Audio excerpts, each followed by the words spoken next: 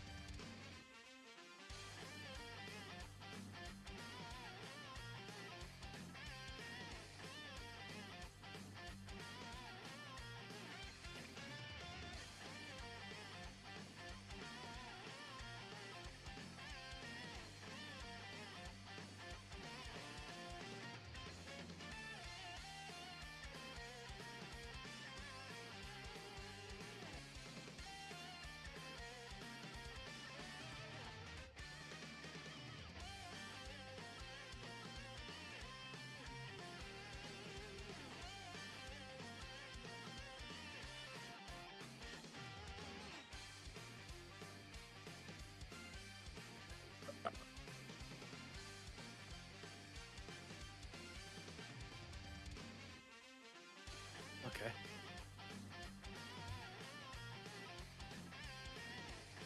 No. No. I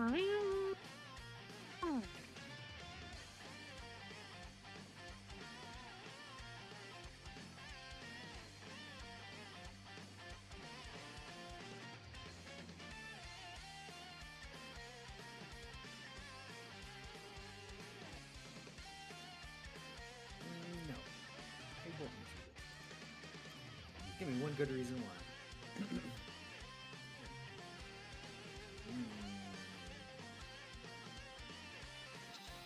That's like a decent reason, I guess.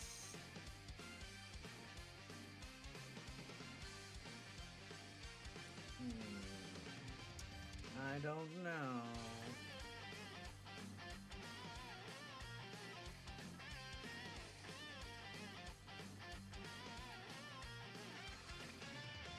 Oh yeah, the growth rate. What if I just play repo during this?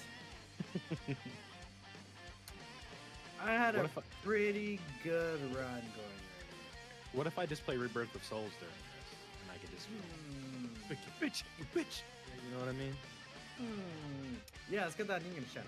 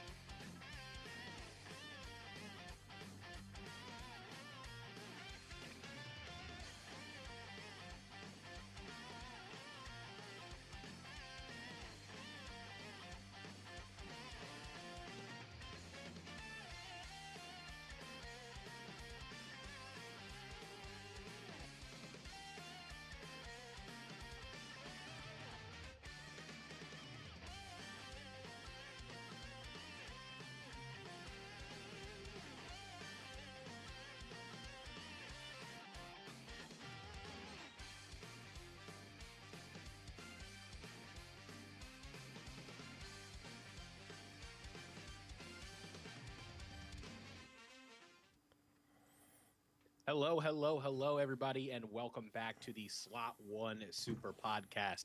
It has been a while, you could say long time no see, but with that being said, we do have a lot of fun stuff to discuss. Dokkan has been doing a lot over the last, I don't know, month or so from the last time we talked to you guys. Mm. So, obviously, can't do it alone. You can hear some noise in the back there. I have two lovely co hosts with me today, two Dokkan players, believe it or not. The first one, he's overseas, not like the other one, but Mass Ningen, how you doing? Yo, how's it going? Yeah, excited to be here. A little bit of confusion with the time because, of course, good old daylight savings is not the same everywhere, which completely slipped my mind. So it's we're lagging behind you. I think our clock's change in like 2 days, and then everything goes back to the way it was before. But yeah, pretty annoying. But yeah, I'm the only one repping the face cam. What would an episode of the Slot One Super Podcast be without some technical issues, right? But I'm here at least. Hey, we're still here. It's in spirit, okay? Exactly. We're actually not on Facecam because we are all at Ningen's house right now. And we just only have one camera. But hiding in the other exactly, the other person hiding in the background with me here is our boy Minato, and I think he has negative 19 things to say to us. So what's up, Minato? Today I had a pretty interesting day. Guess Yeah? who's getting their powers? Are you sure? Okay, anyways, hi. Yeah, okay. So I don't really know where to go from there. But Look, if you know, you know. Come on, there's got to be some Invincible fans in here. Matt, please. yeah, I figured that was the reference, but I just was we have a run. I'll just kind of give you guys a brief rundown of what we are doing today, and we are going to be talking about the but the Saiyan Day Dokkan Fest Kid Goku. We have a busted free LR. I believe he is the focal point of the thumbnail, Mr. Bardock. We've got a good easy A with Pat the Power Kid Goku, and one of the I think big discussion points that could be a fun conversation is going to be the ever so controversial Festival of Battles event. Has really kind of been a polarizing topic for a lot of players. It's either you're on one side of the fence or you're on the other. I really don't feel like there's a middle ground, but we will be saving that discussion for later. Can we figure out who's a genius, by the way? Yeah. Do you have any problems you want to present to the group, if you will? I mean, yeah, but I have to find it. So let's focus on it later. Okay. You could say that only a certain type of person could solve it. Yeah, only genius, you know. All right, so while Minato has to have his fun, we have Saiyan Day Kid Goku. Now, obviously a very good release. I would say that he wouldn't have been my first choice for Saiyan Day in terms of like the choice of character, but at least it does kind of make up for that in the kit. But just to kind of give like a general basis of thought, I think if they were going to go with Kid Goku for Saiyan Day, they should have what's it called? Went with the one from the Demon King Piccolo fight. Yeah. Would have been my choice. Yeah, it seems like a bit of a weird choice from the start of the. I know it is obviously like episode 1. It's like the very start of the series, so it's like the roots of Dragon Ball. But there's a little minor like things like the fact that obviously like no Kamehameha, he's not on Turtle School, like a bunch of other stuff that like a later in the series Kid Goku would potentially have that obviously would make the unit itself like in the game and like in the meta maybe slightly better, but it's still like a cool choice because it is the very beginning of the series. But yeah, it seems like an odd choice that it's not from like a proper sort of like climactic moment or something, right? Yeah, and sorry, Minato. I'm gonna say I don't think they should have been Demon King Piccolo Kid Goku. Okay. I think that they should save that for an LR. Sure. One day they'll get dual Dokkan Festival LR, DKP, and Kid Goku. Just watch. Bare minimum TUR, but I think it should have been a Great Ape Kid Goku. Yeah. Yeah. I think that I think if I kind of like agree with you that it should be an LR, but if we're gonna close that window down and say like, okay, it's going to be a TUR, and then we got to kind of move from there, right? Yeah. And so it's like if we're going to do a new modern Kid Goku release, it's like, what do we even want to call this guy? Just like fishing Kid Goku, right? I mean, just like, or like Kid Goku. I mean, there's adventure with Bulma Kid Goku, sort of like. I mean, just the start of the series, right? I mean, this is the Pilaf Saga Kid Goku, so it's like I think he should have had a Great Ape transformation, because the thing is that we're eventually going to get that DKP Kid Goku. So unless he's like a tag exchange with like TN or something. I don't know. I feel like this guy should have been like I get why he's like this, just because this is like literally like episode 1 to Goku, right? Yeah. They Mhm. should have done this Goku in a way where it's like just a peel off saga in general, so that we are also able to get him on grade 8 power. Mhm. Right. Because I feel like that, Demon King Piccolo Kid Goku would be nice right here, but I want a Dokkan Fest TKP still, and I would rather they release together. Yeah. So, Yeah. like Golden Week might have been a better spot for it. No, I don't think this year at No? all. I think next year, Oh, because okay. then we can get 23rd World Tournament. Like again, I'm a huge OGDB fan. I've been thinking about Mhm. this, thought about it ahead of time. I'd never wanted OGDB stuff this year. Actually, I want OGDB stuff next year, so we can get all Okay. these EZAs and we can actually get a genuine team with good linking partners around them. Because one of the issues with this Kid Goku, we'll talk about when we get into his kit, but he doesn't really have great linking partners because they Yeah. just No. dropped him here and Mhm. didn't really give him help. Like Kid Chi-Chi's cool, but yeah, Right. just one And so character. I guess we could kind of transition that into the kit a bit, where you talk about the unit super attack effect, and it's just like it's like I understand what they're going for, but in terms of usable Bulmas right now, the list is slim. Right? Yeah. You're At not least he doesn't lose anything important from it. Yeah, I think that's the right. key thing. It's kind of like the beast scenario, right? Where it's like it's cool to have the extra little effects, but they don't make him like worse in the most difficult content. Like if you can't get the unit super attack, which I think is a good way of doing it, but then at the same time, Yeah. it's like why give him a unit super with a Bulma when there isn't really a meta relevant Bulma at the moment? Like you think it would make more sense if they were going to do that to Yeah. have the banner unit be a Bulma, right? Or Well, for his unit super to be with Chi-Chi instead. But With- yes, I just Oh, think that's well, the thing with Dokkan. They make these characters, especially nowadays, more in the sense of how fun they're gonna be for the general player base, rather than like them being the greatest across everywhere in difficult content. yeah. Though I would say this Kid Goku even then is fantastic across all stages of the game. Mhm. yeah, I've been very impressed with what I've seen from him so far. I guess we could just ask like a quick question. We don't have to go on like a whole thing, but like, did you guys summon and how did you go? I'll start personally. I have him at 69% Nice. on the JP. I didn't do any summons on the global, but Mhm. really I was just summoning for Tech UI, and I actually gold slotted him, so I was pretty happy about that. Okay. Oh yeah, That's I good. was thinking about grabbing him with coins just because. Mhm. I don't know. I don't remember the next time he's gonna return, but I don't know. I could Would be just say Tanabata. He would just Would be he on the rerun a Tanabata again? I don't know. Tech UI. Yeah, the previous years always does. Yeah. Okay, that's cool then. But yeah. Besides that, I got him 69%. I didn't really have to go Nice. too deep into it. This Same. banner doesn't have pity, so I don't really care about going that far into it Yeah. once Mhm. I get the copies I need. So I kind of want 79%, but the next Dokkan Fest is like in a day or two, so Yeah. I'm just Exactly. gonna Yeah. be waiting. Yeah. Yeah. So I oh, got sorry. lucky. Nathan, I got you get the. it. I Yeah. got quite lucky because I got the good old global W. I pulled him and Chi-Chi off of the tickets, so And you just stop there. I did one rotation just to see because I wanted to dupe for Tech Goku, Tech UI, and I got a dupe for Tech UI on the 3+1 like first rotation. So all in all for the tickets, I think I did one of the like premium ticket packs, not both. So it was like 35 tickets total, and then like 150 stones, and I got him, Chi-Chi, and a dupe for Tech UI, which I was pretty happy with. So Yeah, funny Not enough, bad. I kind of was in a similar situation where like because like I said, really it was like if I walked away without Kid Goku and I had Tech UI, I would have been happy because I didn't have him to begin with. Because JP, it's just they're funny about that where that character drops in July and then he doesn't rerun until March or June, Yeah. excuse me. And so not pulling him hurt because I knew I was gonna have to wait, but at least they're like, you know what, you didn't pull him initially, now he sucks kinda, so here you can have him gold slotted now that he's kind of I don't want to say useless, but certainly not what he was. yeah. But summons aside and all of that, let's actually talk about the character himself, right?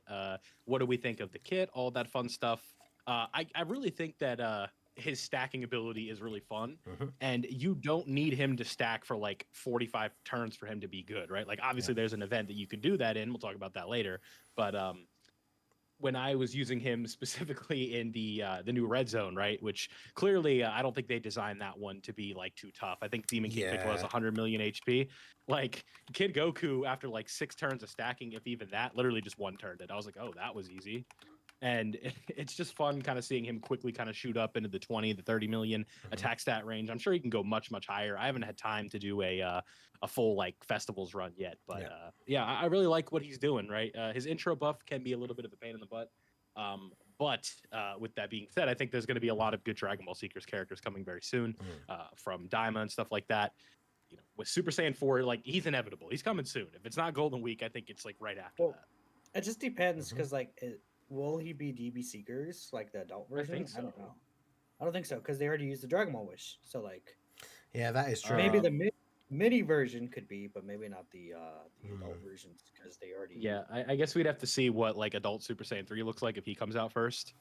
Yeah, I would assume adult Super Saiyan 3 will just be like if they bring out adult Super Saiyan 3, he'd be like Tech Broly, where he just transforms. And well, and it's like. Right, but I also think that there's going to be just like other Daima characters that potentially you are going to be seeing in this realm anyway. That are going to be it might not even be to Super Saiyan 4. It could be others obviously as well. But Dragon Ball Saga Youth, I don't really know like aside from the minis like who's up for grabs on the youth category, right? Where it's like we just got a new Super Saiyan 2 Gohan, we have a new Gotenks. Yeah, Gotenks has a bit of an issue on Goku's team builders because he needs a final trump card ally to get his full passive, and the only final trump card youth characters are the Gotenks units that either are or can transform into Super Saiyan 3. So you're quite limited with the options to get his like full passive. So then obviously in the hardest content, it means he's not as good on the team, even though he gets the full leader skill, but. Obviously, one of the big things from that, having the final trump card ally, is some of that extra damage reduction. So it makes it more of a risky unit to run on that team against like some of the toughest bosses, which is a bit annoying. Yeah, and Minato said it already, where it's like being a fan of OG Dragon Ball, it's like because this team is just not where it needs to be right now. Because I'm looking at it right now, and either I'm blind or Junior and 23rd World Tournament Goku aren't even on this team anyway. Yep. No, so it's like, but that's why they would have to make a new like the leader skill would have to include them, which it could easily do that with Earthbred fighters, something like this. Yeah, like literally what this Kid Goku's leader skill is. So they would still be helpful and good linking partners. More so, I was kind of looking at the intro buff, where it's like, because I'm looking, it's like Dragon Ball Saga Youth or Dragon Ball Seekers. It's like obviously that Goku and Junior are not fulfilling those. I don't believe they're on Dragon Ball Seekers. No, I don't think so. No, so yeah, it's just tough for the intro buff there. But I guess if what's it called? You're running like that same team. I guess it's like if you have one of them on the team, it would be fine. Like you can still run them on the Kid Goku leader skill and get the intro buff. You would just need to fulfill it to somebody else. Yeah, it's also weird the fact that like he's. I mean, if you're running double Kid Goku leader, then it doesn't really. Yeah, it's weird that he's more themed around like obviously DB Saga, right? These DB Saga characters have the annoying like limitation, I guess you would say, of like having that set DB Saga leader skill, so link set. So like ideally they want to be run with these other DB Saga characters. But one of the things that's quite disappointing is like Kid Goku's leader skill doesn't include all of the Dragon Ball Saga characters. Like his full leader skill doesn't include like Master Roshi or Jackie Chan, right? So like the STR Roshi that came out, like I can't remember exactly when he came out, like midway through last year.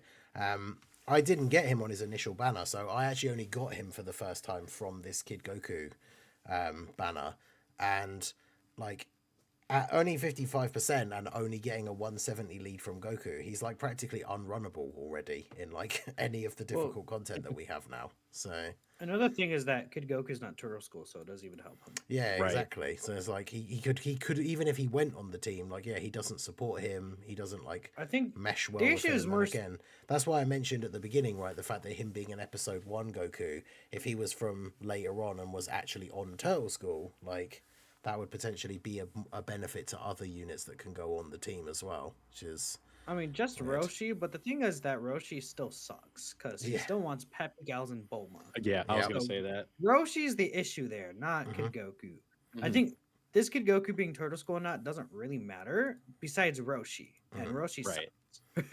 Yeah, it's just a If shame, I'm like, because not obviously clear on that. I, did a video about him, read his kit and all that kind of stuff, but it was very disappointing for me not having had him to only get him for the first time now and realize that he has not aged well, let's say. The same happened to me. Yeah, I no. actually, I I had had a him on release. crazy the multi I pulled Kid Goku and I pulled Roshi in at the same time. So it was like, oh yes, I can run them together. And I was like, I use Roshi. I'm like, oh my god, never mind. I'll so Yeah. with this in specific, we kind of alluded to it earlier, but looking at the link set of this Kid Goku is, I think, one of the big sort of flaws in his kit. Thankfully, he can kind of make up for it. But just like when you have the Dragon Ball stuff, right? When you have links like the Innocence, the Incredible Adventure, guided to the Dragon Balls, right? It's going to be tough to sort of make that work. And on like, if you want to say like, obviously it's like it's Dokkan, so it's a little bit different, but like the meta team, quote unquote, where you have like the 10-year fusions, the 7-year fusions, and then it's like Namek Goku, Kid Goku, Broly, whoever you need to fit in that spot, right? A lot of the times you're going to be running this Kid Goku, and the only link you're really going to have active is Fierce Battle. Yeah. Yeah. So it's like it can be tough. You're missing out on a lot. Yeah, because it's like, I know we're going to talk about the Festival of Battles thing like separately, like as its own kind of discussion point, but it's like him coming out and being a stacker. One of the things that I sort of like, I tested him out in the event and everything, and it's like he himself as a stacker and as a unit that does actually, like, he stacks quite quickly. He gets the 200% defense when he takes a hit, which is obviously really good because his defense is like deceptively high, so like than you think, right, from what you see in the menu. But like, even though he individually himself is good, the team that is pretty much like the only team you can run in that event at the moment, which is like the 10 years, the 7 years, and then you can kind of mess around with the other 2 slots, because he doesn't link well with them and requires so much ki. Like, he's kind of a detriment to the team because he just like, it can be more difficult to get the other characters the ki that they need in order to get his. So you kind of have to use his active skill like straight away, so he gets that 3 extra ki. That's especially in the Festival of Battles. Yeah, exactly. Because like you, at least in my experience running like that team, like you said, it's like really, I feel like you're almost always at like 22 ki, 23 ki. I feel like it's just getting that last 24 is always so tough. Yeah, and it's a shame because it's like a lot of the time we see with Gokus or like Vegetas and stuff, like depending which versions they are and regardless of what leader skill they have and which saga they're from, there is kind of always that backup of, it's like, well, at least we can always run them on like a pure Saiyans team or something, whereas this Goku, obviously you can, but then it's difficult to get his stuff from his passive, and then he doesn't link well with the team. That's the good thing about the Daima characters obviously being Dragon Ball Seekers, because I have been running the Int Daima Goku like on this guy's team. But yeah, he's kind of like the only bridge between like actually being able to run this guy on like a pure Saiyan or Goku family team or something like that. And yeah, on that team that you run like for the festivals of all these like big LRs, like I say, he still does well himself, but he just kind of doesn't help out any of the other like units around him, which is a shame. And the Festival of Battles in specific, it's like you really do. It's that event kind of goes against the whole, like, I don't want to say philosophy of Dokkan, but it's really tough to run an event and build up 7 characters. Yeah. Like, you know what I mean? Like fully stack 7 characters and make them viable for the end. Yeah. And especially when you're talking about a character like this Kid Goku, where it's like, obviously you can make him look very impressive and you're going to have that turn where he's going absolutely bananas. But it's like at the cost of what? It may be like you lost a lot of stacks on the gods, which is essential. You lost a lot of stacks on the force, which is essential. Right. It's just like all of these different characters. There's so much that you have to do with them. And when there's a character that's hogging up the ki, it could potentially be an issue. That's why, a lot of people talked about how this Namek Vegeta is very valuable now because of his ability to orb change. Because like on that meta team that I've been talking about, like a bunch, it's like there's not really a lot of orb changing going on there. So yeah, it's tough. But again, it's like this Kid Goku, very, very impressive, but sometimes, especially in an event like that, it can be tricky. But what do you guys think on the verdict? Do we think he's number 1 for TURs? Do we think he's number 2? I think he's best TUR. Yeah, I think he probably is number 1 because the previous competition was still Glorio, right? And it's like, Glorio is really good for what he does with the support, and obviously like his own numbers are decent, but they kind of both have the same issue where they're limited by like the teams and the categories that they're on. But Mhm. I think just I for feel the like- overall like 1-to-1 performance, Goku is obviously better, whereas Glorio is like a support, so it's kind of hard to compare. But like just straight up like what they're doing if you throw them on a team, that's the thing. Even if he doesn't get his intro, like Goku can He's still still fine. be good, whereas you can't just throw Glorio on like any random team, right? So Well, I kind of disagree with that point. I feel like you can throw Glorio on basically any teams on because he's doing the same thing. If anything, oh, Kid by Goku's that, the sorry, one by who that I doesn't meant more like the like leader skill. the big meta teams, right? Like you can run Goku on a pure Saiyans team because at least he fits on the team, even if you're not activating like his intro. But you have to. There's only like the limited categories that Glorio's on. They're the only teams you can run him on. I mean, Kid Goku's on 8 teams and Glorio's on one like 6. So it's not that different. I guess, of course, being on pure Saiyans. Yeah, is a that's huge the big thing. one. But with Glorio's team, you could run the year 10s on there and Super Yep. Saiyan 4 Gogeta. And he's also on Demonic Power. He's on DB Seekers, right? He's on a couple of these other teams. He's just not on an actual 220% yet, which Yeah. will obviously matter. I think, over time he'll get one. Mhm. But we do know that Glorio's team with him double leader is almost as, I think it's actually technically attack and defense wise, it is on par, if not stronger than a 220% anyways. Okay. I guess the biggest thing is some of those characters may not fit the 200% for him. Yeah. But no, he still is able to work with some of the better characters in the game under his own team. So I don't really know if that's completely on par argument. I think the issue with Glorio is that there's a lot of locking bosses and he wants to be in slot 3 all the time. Yeah. So since there are all those locking bosses, it could really disrupt what he does. Whereas Kid Goku doesn't really care. In fact, if anything, Kid Goku is a character you can run in slot 1. Yep. So whether or not he's locked doesn't really matter to him. Mhm. Glorio also has the issue in the longer fights where since he wants to be slot 3, it's going to be hard for him, let's say in festival battles, to get all the stacks that he wants. Yep. And other fights that are longer content, I think he'll still be fine to also dodge the Sable, right? Kid Goku doesn't have to worry about the boss taking things away from him. But I think Glorio is very susceptible to those things with these bosses, and that's why I would say Kid Goku is the better character. That's why I would even argue in certain situations Texel is a more favorable character to run than Glorio, just because Texel doesn't have to worry about a lot of those things either. Yeah. So Interesting. and But- Texel may or may not get some help too sooner than later. Right. We'll Yeah. talk about it. Yeah. But, Could be. Something that we haven't really mentioned much when talking about this character is also his dodge capabilities after he attacks, right? Yeah, he has Yeah. that really interesting. Is So- it? that's another thing. So how it works is Yeah. every attack he does at 12 key, he can proc that. And Mhm. if he does activate it, it's guaranteed. Yeah. So every single attack he does has a 22% chance to guarantee dodge all attacks. And he's doing a with lot the of critical attacks. Well, yeah, he could do technically there's turns he could do 5 attacks, Mhm. but most of the time he will do about 4. Yeah. And you could so in that fact, like if there is a boss he could dodge against, he can have guaranteed dodge, but again, it's only after attacking, right? Right. But like it could still be useful, especially I mean, in we slot talk one. about Well, we talk not about the slot end one, of so like if you are somebody that is doing like a no item run in the festival, right, and you have like let's just say Vegito is double triple supering in slot 1, but all of them are after Goku attacks, right? I mean, you could could run just that risk, dodge them all. right? I mean, well, Like, I've gotten Goku high enough to where he could eat most of these supers Mhm. with his damage reduction. So it's just a hypothetical, of course. It's just like, hypothetically, yeah, even if you don't stack, you For could the sake of float the him argument. around. You could Yeah. float him around, and even if he doesn't, if he only stacks up enough for normals, he's Mhm. still going to be doing a bunch of these attacks to where he could still have the dodge and just guarantee dodge it regardless of what defense he's stacked up to, which I think is a nice ability. Yeah. First looking at it, wasn't really too sure about it, but after using him, it's actually a really nice ability that I have found to activate quite a bit. So Yeah. yeah, I think that this should be maybe minus like the categories and stuff like that, sort of what we should come to expect from TURs this year. Like they need to be this good.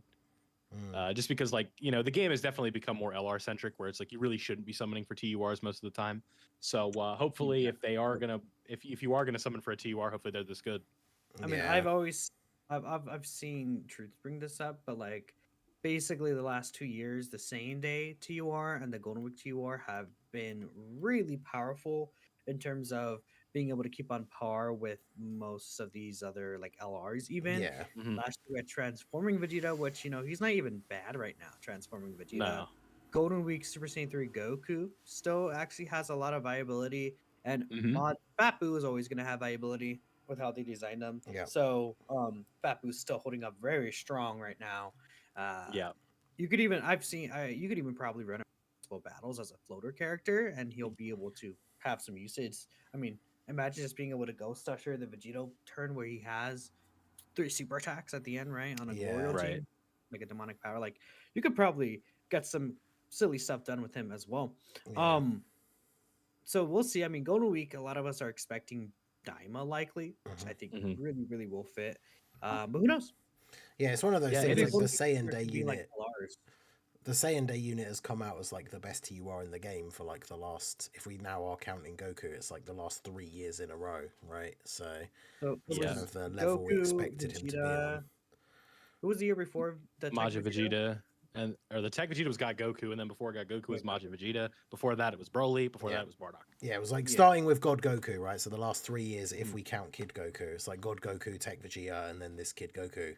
Like the last 3 Saiyan Day TURs have basically come out as like being the best TUR in the game, which is kind of, I guess, what we expect What it from should the be. Saiyan Day unit now. Yeah, exactly. So that's Yeah. the thing that kind of makes me worry is like, hopefully the next Dokkan Fest will be on the same kind of level, especially, fingers crossed that what we think we know is correct, that it's actually going to be an extreme character, because extreme needs that boost and a good 220 lead. So Or it could be Diamond Vegeta too. Another one. Oh, We you didn't mean really like kit talk. wise? We didn't talk about Diamond Vegeta, but he kind of like mediocre. Honestly, Yeah. like he's not as bad as people think he is, but yeah. So He falls into the typical first Dokkan Fest. Like I know they made it technically as part of it, but the first summonable release after the main anniversary banners. Like, when was the last time one of those was good? I think it was literally Ginyu? Ginyu, yeah. Yeah, because Well, the okay. year it went Ginyu. Ginyu, it went Super 17, it went Frieza, Yeah. then Super Saiyan 3 Vegeta. See, Frieza wasn't even bad. It's just that he didn't have help, and he never. Yeah, got he it. never exactly. he never got it. Yeah, Yeah, he so, could like, he could look really impressive. Like it's just his I mean, team the thing was is- not great. We'll see Yeah. what the DB Seekers Daima team might look like Hmm. later on. Mhm. Because I think that team can drastically change potentially that Daima Vegeta. Yeah. Because the thing is that we don't know how they plan these things out 100%. So they could have planned Daima Vegeta out in a way where good on like a future like Daima centric setup. Yeah. And it's like, oh, he's actually really good on that setup, right? We Hmm. can't say for sure. He's actually genuinely good though. Battle hardened formidable foe, so he can cook. But Yeah. Diamond Vegeta isn't really a spotlight here. I just felt like it's only right to really bring him up since we never really talked about him. Yeah. yeah. That's fair. Yeah, long times in between episodes will do that to you, right? Where it's just kind of like, we haven't had a time to talk about him, and unfortunately, he wasn't really that good. Yeah. Yep. But let's transition a little bit. Let's talk about a good character. We're gonna kind of switch up the order a little bit, and let's talk about this free-to-play LR Bardock. I think that this is a really exciting time where we have like one of these free-to-play LRs that is not hard to farm up or anything like that, and they're actually really good, because we've sort of known that this guy was going to be an LR for a long Yep. time. And we saw what was the source on his art, because it got leaked. Was it a magazine? It was a little trailer thing that they Yeah, put it was on like a TikTok, Dokkan a little advert, wasn't it? Right, and they just kind of like it slipped in there, and it's like whoopsie, it just happened to be there, And then it hit the Amatsu towers. It was crazy, man. Yeah. So, free to play Bardock. This guy. What do we think? I've been pretty impressed with what I've seen using him. Again, another character that can easily be viable in the event that shall not be named. For now, it's like, how many times can we say "best of all of Faddles"? Yeah. Yeah, obviously this guy, as a Bardock fan, definitely happy that this guy is as good as he is. He's definitely had an interesting reception in the community, let's say that, because like the data download happened where his details became available, and I immediately saw people saying that they didn't think he looked very good. They're wrong. And it's then good. yeah, like it was funny because the data download, I didn't expect him to come out the day he did, because he came out, it was the day the world tournament started, wasn't it? And I wasn't Pretty much, expecting, yeah. because I think we saw the thing about new quest stages, but it was like super last minute.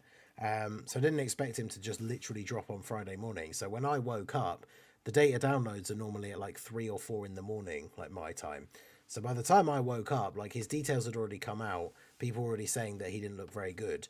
And then I just straight away like jumped on the game, awakened him, did like, recorded my showcase, and it's like, well, he seems pretty good to me. Like, and obviously, yeah, now like trying him out in a bunch of different stuff, like he seems really, really good. The only thing I would say that is disappointing about him at the moment, which it's not even really that big of an issue, but it's just the fact that he doesn't really have any great teams that give him like his full potential, right? He only has a couple of 200% leaders, which is like, in terms of the ones that are still meta relevant, it's basically like Texay and Dave Vegeta, and even he, like certain events, is not so great. And then you've got like, like Int Broly and like Int Fat Boo, and obviously the problem is they're extreme units, and he wants to be run with superclass characters, and then he doesn't have a single 220% leader. So a lot of the teams that he would be really good to run on at the moment, like the ones with the 10-year LRs and all that kind of stuff, he's only getting a 170 leader skill from them. And even then, he still does relatively well. So, like, as soon as if he gets a 220 leader soon, right? Obviously, if it takes 6 months, then who knows? He might have aged out by then. But like, if he gets a 220 lead like fairly soon, I feel like he'll be really, really good on these teams. And because he supports superclass and time travelers, like he's going to be a massive buff for like all of the Daima characters that come out as well. So, yeah, I think he's really, really good. The animations are great. Interesting. I saw people having the discussion, and we were talking about it during the World Tournament stream. So then I had a proper like re-look at the animations, and there is this whole like discussion going on at the moment where it very clearly looks like he goes Super Saiyan 2 in his active skill, and then is obviously not on the categories. So I don't know what you guys think about that, and obviously your thoughts of the unit overall. But I think he's really good. Same thing with I mean, what other character recently? We've seen. You're talking about just like an animation where they go Super Saiyan 2 and they're not on the category? Yeah, they bought both the anniversary, like Dokkan Fest. Goku goes Super Saiyan 3 in his ATC Super. Yeah. The thing is that I feel like Daima Goku, he's on Super Saiyan 2 and Power Beyond Super Saiyan, and he does go Super Saiyan 2 in his active skill. Yeah, exactly. So like it's just inconsistent. It's just like I don't really understand it. But at the end of the day, we can't really do anything about it. It is what it is. I mean, it's because it's like you could say, oh, only like with the Super Saiyan 3 Goku, it's like, oh, it's because they're in their super attack, not in their active skill. Well, Bardock's is an active skill, so yeah. Now it's funny because it does lead. I don't know if we did talk about it on a previous episode, because obviously we have done the ones where we've covered the anniversary characters, but it's funny because it does almost lend a little bit of credence to that like sort of conspiracy that's going around at the moment, right, where they're purposely keeping characters off of like Power Beyond Super Saiyan so that they don't get buffed by Super Saiyan 4 Goku. Because obviously I think because imagine how crazy the 10 years would, like, Goku is obviously good on their team anyway, but then if they were also getting the direct support from Super Saiyan 4 Goku, they'd be even more ridiculous. I mean, yeah, especially Tech Goku, because you would have 100% damage reduction, right? Yeah. But then it's like, does it like actually no, that wouldn't even matter, because it's like unless you get Super Saiyan 4 Goku out on turn 2 or something, then it's like you're not even gonna have that Goku with the sword reduction. Like, and they also released Path to Power Kid Goku. Easy, we'll talk about it. I think people are overplaying like, oh, Super Saiyan 4 Goku is the reason why they made Daima Vegeta bad. Yeah. Super Saiyan 3 Easy Vegeta. I think like they don't care. I think people are like, a unit comes out, sometimes they're gonna be undercooked, and that's happened every single year. That's happened all the time. So I'm tired of people saying, oh, Super Saiyan 4 Goku's fault. No, it's like it's Monster's fault, bro. I don't know. Like he looks at it, he's like, good to go. No, you know. No. It's like at the end of the day, they're not gonna design the whole game around Super Saiyan 4. Like, yeah, exactly. But that's just my take about this Bardock, though. You know, and the thing about Bardock, if he would get 40% reduction, does that make him busted beyond belief? Like, oh, he's too good for the game. He's already like, well, firstly, he's like the best free-to-play character for easily in the game. I would say he's good in like this guy's like arguably he's easily top 15 in the game. Well, top 15 LRs, I would say, in the game. This guy's insane. Yeah. Like he's good in battle hardened formidable foes. He's good in red zone, and he's good in the festival of battles. He's like really good in festival of battles. Yeah. And this is all with him on a 170% leader skill. Yeah. Right. Yeah. Like he's He- only gonna get better numbers. He's gonna get. I mean, as a stacker, stats matter the most for a character like this, Mhm. and he's missing 50% stats from a leader skill. Yeah. Mhm. He's gonna get a huge jump. Like it's gonna be Yeah. a really crazy jump. Yeah. Imagine Glorio support, right? Like I mean, that's kinda yeah. Just, yeah. Well, Well, I mean, put it right. I guess so. You could say that, but he's gonna get a gigantic jump, and Yes. he's like him also supporting. One thing I really like that they did for him is again that pass. I think one of the issues that people had with him is that they saw the wicked bloodline / transformation Yeah. boost enemy. Mhm. But firstly, I think people didn't realize that most of the difficult bosses are on transformation boost. The Yeah. Jiren fights, the Blue Goku fights, the battle hardened formidable foes fights. There's some Yep. transformation boost enemies. But then also, you only have to face that type of enemy once, and then he Mhm. keeps it for the rest of the fights. Yeah. Oh, I didn't Um, know that. Yeah. That's what yeah, makes him so it's- good. Yeah. That's something that a lot of people were confused about. But I Mhm. saw that there was the infinity symbol next to it, so I was like, oh, so Fair. he keeps them for the rest of the battle because that's how it Mhm. would work. Yep. And I cross-referenced with some other characters, but people saw his details and I was like, he's great, and people were hating on me for it. So that's why I've been like an uber defender of this guy, like really juicing him up. And his active skill, imagine the only thing that I would change about this character, if they really wanted to be crazy, Mm. if that active skill was a target skill. Dude, And that then would be it made so all- good. if it allowed him to receive all attacks on the turn, Yeah. that would make this guy like he would actually be a top 10 unit in the game. I Yes, think if his I think active so. was a target skill, Yeah. like that's how good this guy is already. He's a really really good LR. Yeah, because I'm like glad. I think it was But- with some support, but even on like a 170 team in like a red zone stage, I used his active skill against the final boss and like still had like over 6 million defense, which considering he Mhm. has the damage reduction as well, like for a red zone boss that we currently have, that means he can't take damage. Like, so yeah, if he had a target ability as well, God, that would be so good. That'd be really So silly. just for frame of reference here, right? So it's like we compare this Bardock and how good he is to a Demon King Piccolo, right? Demon King Piccolo, obviously very good. Yeah. Kind of moving along from that, I'm just looking at free LRs here, right? We look at him compared to Ani Raza. It's not even close, right? That guy. Grandpa Gohan, version Z Goku's EZA, pretty good. Hmm. Grandpa Gohan, pretty good, right? World Tournament LR, like he's decent. I don't remember the last time a character is this good since like It's like Roshi, right? Roshi. Yeah. What Yeah, about 60 Bio Roshi. Broly? Bio Broly, no. Yeah, Not like even he close. was 2 team restricted. he was good on release, but not like this good, right?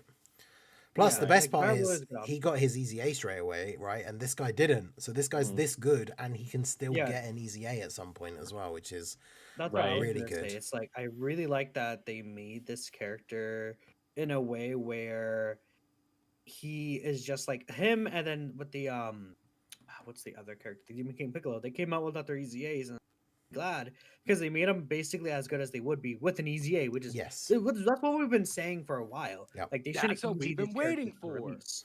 Exactly. Yeah. And now it's like, oh, these characters are actually they're looking really good. So Yeah. that's really nice. Such an easy thing to do. Like it's like the only time that was like the easy A right away was ever exciting was like LR Goku Black and that TUR Broly, right?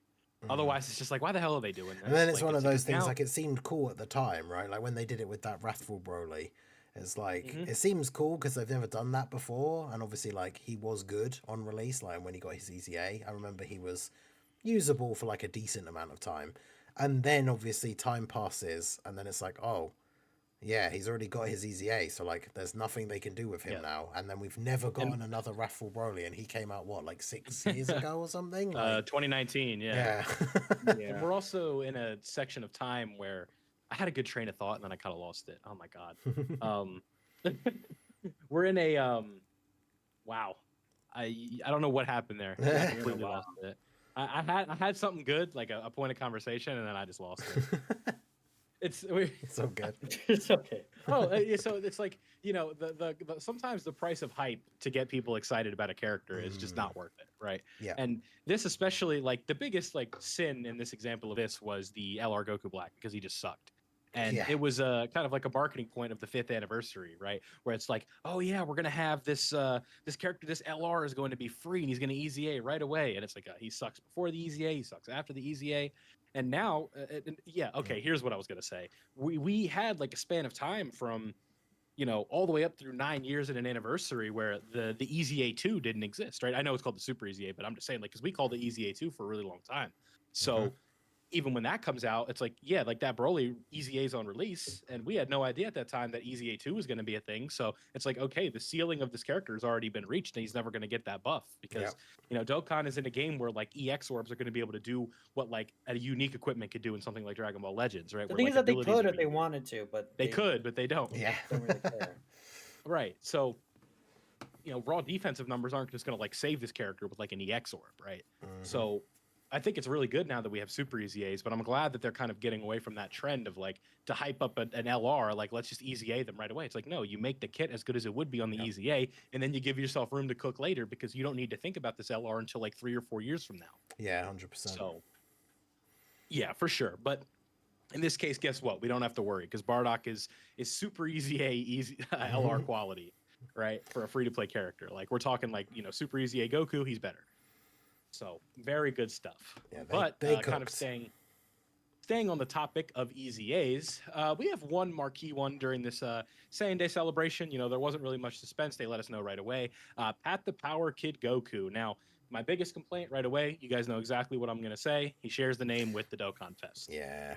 This is why I wanted it to be, because even if it was Demon King Saga, Kid Goku, they'd have the same name. So this is why this guy had to be. That's why, yeah. Sorry, I was back on my chair. That's why I wanted a great name, Kid Goku, right? Same, yeah. In this spot. And you know, it would have been very nice for them to link together. And it's like, well, this guy comes out and it's like they don't link together. And you could obviously like, I guess, you know, the idea is that, you know, you have this guy in slot 3. I think he's good, the Path Power Kid Goku, but I also hate the changes they made to his design. I think it's dumb in a sense where, okay, so in slot 3 he wants less orbs, but he's a nuker character. He wants as many orbs as possible. It's like, what does that change do? Like, it will be useful. It's not a bad change, but it's like, okay, with the nuker character, you don't have to get as many orbs. But then you want more orbs. I think the reason why that's like the only change. I think the reason why it's good is because he's a nuking style character when it comes to like obviously his own individual performance. So if you want to run him as like a main rotation character and give him as many orbs as you can, then obviously with the EZA stats and the extra boost, like he's going to look really, really good.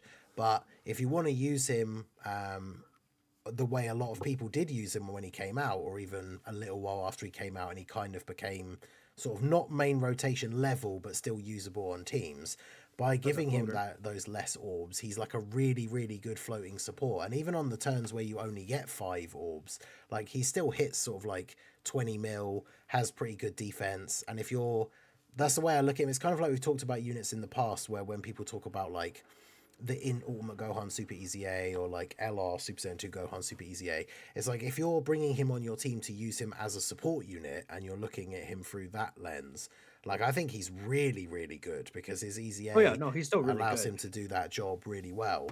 And obviously being a nuker, he does want as many orbs. It's what's really funny actually, from like just from my personal experience with using him.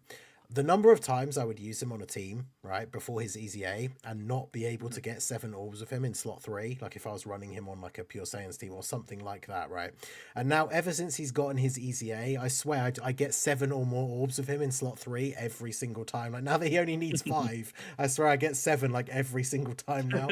But I think it is still a nice change because you're not always going to get 7. I would just rather they gave him double orb changing. Yes. I think that would be just a much better alternative personally. And another thing is that he doesn't guide himself towards Rainbow Key Spheres is another change I would have made for him rather than him just needing less orbs, because I think it just kind of, no matter what, it is nice, but it still kind of goes against what his design is to be for a nuking character. I think that, you know, what could have been interesting, I think I'm not sure how they could have coded this, but if it was something like after the this character is, or okay, let's say if two other characters on the attacking turn collect key spheres, changes a random type of key sphere to rainbow again, or changes a random Dude, type of key sphere that to would be physical. so good. Like mid-turn orb So changing. Like, yeah, yeah, the that'd be thing is so that good. okay, if you have him in slot 3, then he changes those orbs so that in slot 3, he's able to generate just more orbs for him because the other characters on the rotation would have taken the orbs before him. Mm, And then that doesn't take away from his own performance, right? In the sense that okay, you know, well, he only needs 5 orbs now.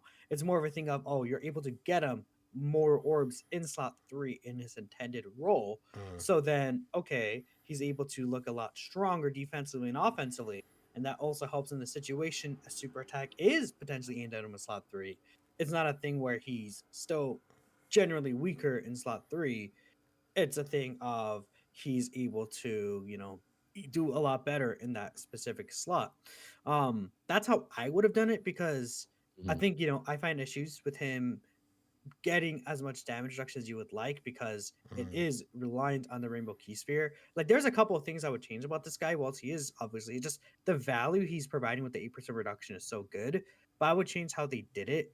And they probably did it in this fashion with the minimal buffs because of how powerful that 8% reduction support is, which, you know, you could argue maybe they got him out of the way this early just to do so. Mm. Um, the little 8% support is nice, but I'm not like, oh, that's crazy. You know, 2 turn 8% support is like a decent option.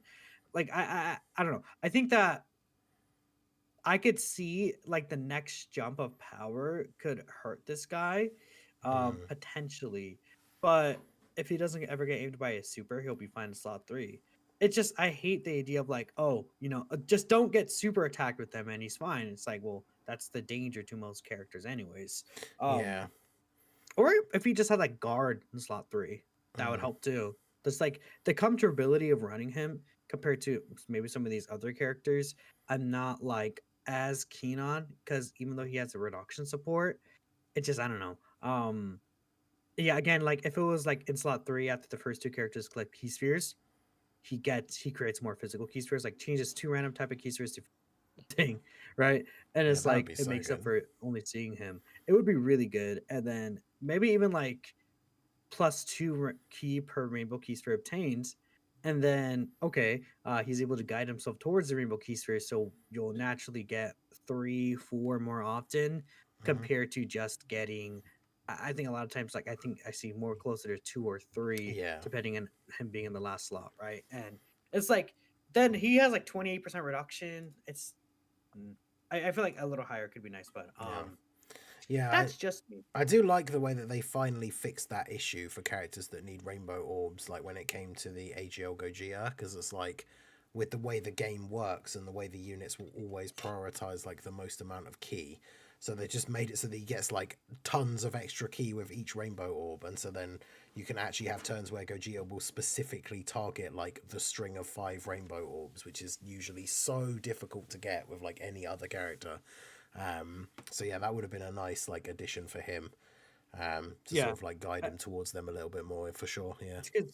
We've also gotten a lot of characters who have double orb changing. Uh-huh. Excel Super Easy 8 and Mhm. Super Saiyan 2 Gohan. That's where you see like a character like Kid Goku. He only has 1 orb changing and wants a specific orb that hurts him. But then same with this Path Park Kid Goku, just a little bit, not as much, obviously because he's orb changing, which is still huge. Yeah. I just think they could have gone about it a different way. But he's still good. I There's just have my something real complaints about him. something funny. You kind of brought this up earlier in the show, but you know how we talk about how this guy has damage reduction support.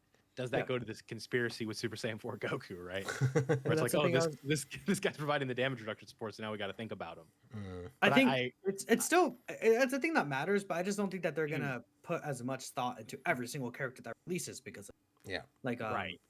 that like some people are acting like they're Super Saiyan 4 Goku. I think it's gonna obviously be a consideration though. hmm Yeah. But Maybe then, this guy more so because he's like turn 1 he could provide it, right? Yeah. yeah, but I mean, this is just basic like game development, right? Like you have to consider how characters work with each other. Yeah. And it's like, oh, And like Tech Caulifla, right? Where it's like, oh yeah, this character has something going on here. Where it's like she literally can't be hit in some of these events. So they have to think about that. And so like it's we look at the one of the was it one of the battle? I think it was a battle hard and formidable foe stage where she just can't be hit like the whole time. Yeah. So it's like, if you're gonna do all tournament of power enemies, you have to think about these things, and it's like if you have to design characters around like what others are doing, so that way characters have different roles, they fulfill different things, and if you can't give characters if 60% damage reduction isn't enough and 70% damage reduction is, like, then fine, give them 60 and then let them be ran with Super Saiyan 4 Goku, like that's fine. But don't give them 90% damage reduction or 80%. We'll keep going. I'm gonna make a redesign Goku. Yeah. Okay. But yeah, the thing that is funny is, like, obviously you said right at the beginning of the segment, Vilify, the fact that he has the same name.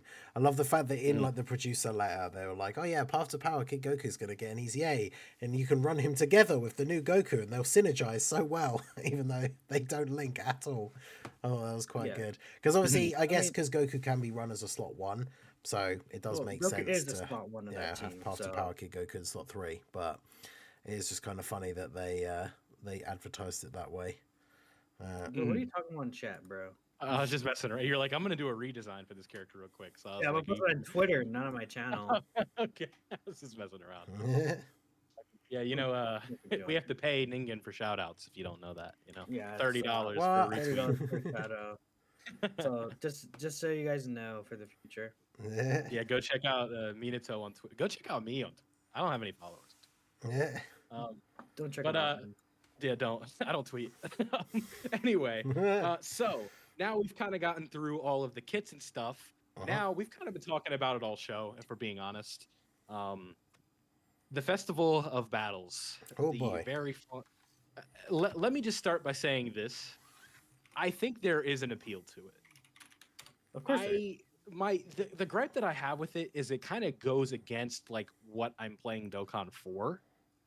And that is not like a sit down, and I know you can pause it, I get that, but like sit down and play for 3 to 4 hours on one run, and then one bad super catches you, and that it's not 20 minutes of progress, it's not 11 turns, it's 67 turns, 70 turns, it's white. You guys were not designed. You guys were not Battlefield. I mean, not Battlefield. Boss Rush back in the day. Even that was like not that long. It's like an hour. It's like at least an hour. Yeah. Okay, at least an hour. Okay, and here we're talking at least 2 to 3. Okay. That's I like, and like that's the thing. I think the event is cool. I just think that what I'm playing Dokkan for, and like what I'm looking for, is just not a 3.5 hour run. No, I think that's fair. Yeah. Yeah, and if I couldn't, I probably wouldn't have survived a boss rush back in the day. And that's fine. I'm okay. That one in particular was insane, but yeah. Yeah, like the 30 stage one. It's like the one with like 12 fights, and it was back when Dokkan events were actually like, I don't want to say hard, but like they weren't necessarily easy to do without items. I mean, that was the whole point of boss rush, right? As soon as Dokkan events became at the level where they were easy to do with no items, you could have a boss rush with like 20 fights and it still wouldn't be hard, right? Yeah. But yeah, that 12 fight one when it first came out was not a nightmare. With that being said, though, it gave me a level of dopamine from beating the event that I have not had since maybe Red Zone Broly. Where it's like, I'm like, I got even a clear with items, and I'm feeling like, oh my god, like that was a gauntlet, that was brutal. It's just it's just the downside is that if I want to get like, so let's just say I have 6 good runs in a day or 3 good runs in a day. Do you know how much time that is? Yeah, that's 6 to 7 hours on my phone, looking down, focusing on my phone, and that's okay. If that's your thing, that's your thing. But when we have other things going on throughout the day, it's kind of tough to like, because this is not just an event where you can kind of go on autopilot. Like you can for the first phases technically, but like with the charge count, you have to pay attention. You have to make sure that you're getting enough damage in. So that's why I love this event. Yeah, like 60 to 70 turns of focusing, make sure you're doing everything right. Where it's like you can lose a run to like not having orb changing, right? Not being able to get enough key. And it's just they're little like just losing a run like that in a frustrating way after it's been like 3 hours. It can be super frustrating. And I think that I'm happy that we're getting challenged. I think that's good because a lot of the times with these events, sometimes it feels like there's not a it's just not enough, right? Like we just looked at these red zones that just came out, right? The Dragon Ball Saga ones, where it's like, man, those were easy. Like, okay, it's tough. Yeah. I think that really, if you put like, give me a perfect world, there's two ways that I would have done this event personally, and it still could be just as difficult. You either scale down the numbers a little bit and take out some of those pointless phases, it feels like in the beginning, or you add maybe 3 more charges to every turn. I think that would have been how I would have went about it. Yeah. But that being said, it's still difficult, it's still challenging, and you get a rewarding feeling from beating it, so I'm happy about that. It's just not my favorite. Like I got my no item, and I haven't went back since. Yeah, I've like talked about it a fair bit as well. Like I made a video about it the other day, but like I think the thing about it that's weird is that I don't really have a problem with any of the like individual factors of the event. Like you can break it down into a bunch of different things, right? So like the length is one of the things. The difficulty in terms of the HP of the bosses and how hard they hit towards the end is one of the things. And then like the turn restriction, like the phase counter, is one of the things. All of those things on their own, I don't have a problem with. It's when you put all of them together in the same event. And it's like you said, right? There's nothing more like gutting as a loss, right? Like if I lose because the boss kills me because like he supered one of my units or whatever, and I didn't like, you know, if I, let's say for example, I'm not using the scouter exploit, which I actually don't know if anyone's done a legit no item run without doing that in this event, but like if I don't do that and I die, it's like, okay, well the boss killed me, fair enough. But when it's like Super Saiyan 4 Gogeta doesn't counter Daima Goku's super attack, and so at the end of the third turn he has 1 HP, so I lose, like, and that's 3 hours down the drain. That's the like throw my phone across the room and not play the game for the rest of the day, like kind of thing, right? Like, and 3 but hours, if it took 40 minutes to get to Daima Goku and Glorio, then I'd be like, that's annoying, I'll start again. But it takes like over 2.5 hours to get to that point sometimes, like so it's the combination of all those things. If it's going to be that difficult with like the tough bosses and the phase counter, that's fine if it's not like 3 hours long, as I think the big issue. And also I think my biggest problem with it overall is that it's boring for the first like 2 hours because it is literally just stacking simulator. The bosses don't have any special abilities. Obviously at the beginning you do kind of have to pay attention because while you still only have one phase, if you make a mistake with like orbs, or you know, let's say for example you had both of the 10 years in their defense only version and they didn't get additionals or something, but as soon as you get to the part where you have 2 phases, that part is just so easy because if the team you're running can't kill the boss in like 2 turns at that point, you probably weren't going to beat the event in the first place. And so then it's not until you get to phase 41 that it then starts to become slightly more interesting. And even then, like full power Super Saiyan 4 Goku is not that hard. I can't remember who's after him, but like it's really only when you sort of start getting to who's the first like one that's really difficult. It's probably like, I guess maybe Dragon Fist Goku, maybe Beast, but then his super attack is in a scripted slot. Int Fat Boo, and then it's like UI Goku is when we finally start to get, because by the time you get to Int Fat Boo, almost everyone on your team can just tank his super attack anyway because of all the stacking. It's only then when you get to UI Goku that like maybe depending on like if he's supering in slot 1, you have to make sure like the right unit is there in the right slot. And yeah, I think that's one of the things that is kind of like the biggest sin, like when it comes to a game or something that is supposed to be a form of entertainment, the fact that the whole big chunk of the event is just really boring. Because it is cool. I do like the idea of having a long event that is like a stacking playground, and you can just see like, look how crazy high I got this character up to, and like look at AGL Bardock, like I just did his active skill and he's got 32 million defense. Like how awesome is that? But it's just that it takes so long to get there. And then the other thing that I think is kind of funny is in the run that I did anyway, because you obviously save up all your real, like, you know, your big guns for the very end, you get all the way to the end and you get to Tech Vegito, who's got like 3 super attacks in a turn that do 24 million damage. But at that point, you know, you get to Vegito and it's like Tech Vegito active, AGL Gogeta active skill, Tech Vegito active skill, and then you kill him in 1 turn. So you go all the way to the end of the event, and the last boss is easy because you've saved all of your like final trump cards for that bit.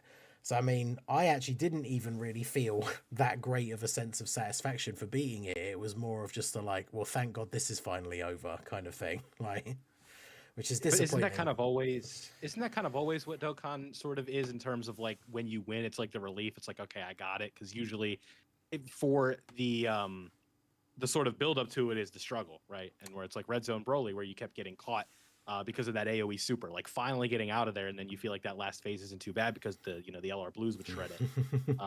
So it's like the story, if you will, of struggling with it. It's like, yeah, that can be frustrating as hell.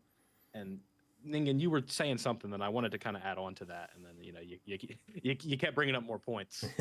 Yeah. Just trying to get all my yeah, points in there. So I know you've been quiet over there. I know you said you like it. He said he like, loves the event. This man's crazy. I think it's like I like it a lot. It has its appeal. It's not like my favorite event to run all the time. I think it's really fun though.